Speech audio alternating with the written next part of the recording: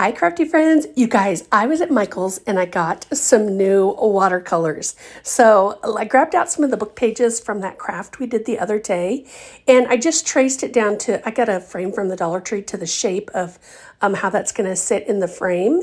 And then what we're going to do is I cut out a little petal and traced that on to the page the way we wanted it. I know if I tried to freehand this, it would just go wonky pants. So I was like, oh, let's just trace out a petal. So once I got that all done, some of the petals I did kind of like on the page. Some of them were kind of hanging off. I don't even know what kind of flower this is. I just totally made it up. It's just the best way to do it, isn't it? But I'm going to start out with these kind of primary colors. The other palette that I got is almost like an iridescent. I remember it had, I saw on the sign, it had some name. It wasn't iridescent. Pearlescent, maybe? I don't know, but they are super cool. So we're going to start with this one, and we're going to get the whole flower done, and then we will let that dry up really good before we add that second palette to it. So I just kind of went with the red family. Just thought that would be cool because the frame that I got at the Dollar Tree, we're going to actually do kind of like a treatment. A treatment. Like we're getting our hair done. No, I'm kidding.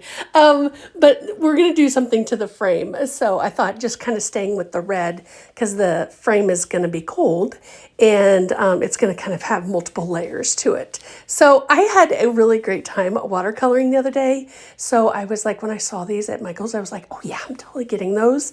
We're going to be watercoloring like there's no tomorrow. Was thinking about all the other crafts we could do with this as well. But just be careful when you're doing it. I did in one of the areas, I put too much water on my brush. So it took that part of the paper a little bit longer to dry. So I should be dabbing off when I kind of go into the water, but lesson learned. So here's where I'm adding that pearlescent, I think, or iridescent, I think it was pearlescent, into the spots. And then once we get that done, we will let it dry really good. And so while we're letting it dry, this is the frame that I was talking about from the Dollar Tree. So at first I started out with some of the Rub and Buff. This is a plastic frame, so the Rub and Buff didn't stick, but that's okay. I just wanted the base because I'm going to use some of these metal flecks from the Dollar Tree. They're in the Dollar Tree Plus section, and I'm just going to Mod Podge those on. Now definitely wear gloves because it's a hot mess when you're doing it. It's like it's everywhere. Definitely don't have the fan on. Hi, lesson learned there. And then once it is completely dry, you can just use a little brush and just kind of dab it all off and just kind of swipe it and it will all come off.